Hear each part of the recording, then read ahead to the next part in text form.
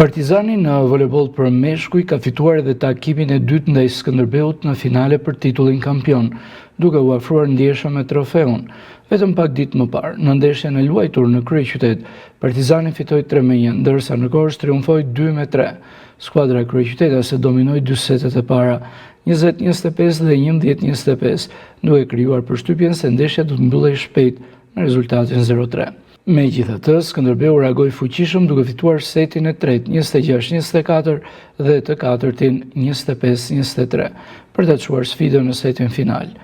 Në setin vendimtar, Partizani u tregua më saktë dhe fitoi 10-15.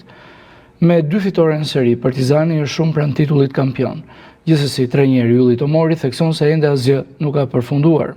Një merit është një vërtet një rival i denjë dhe edhe sikur të fitojë nuk është çuditë e madhe. Fitoj kampionatin. Korça e ka tregu veten edhe në kryeqytet që ka dalë, jemi përballë, kemi dalë 3-2, me 2-3 pikë është fitu loja, sepse voleybolli është i tillë. Prandaj mendoj që do të jetë prapë një betejë.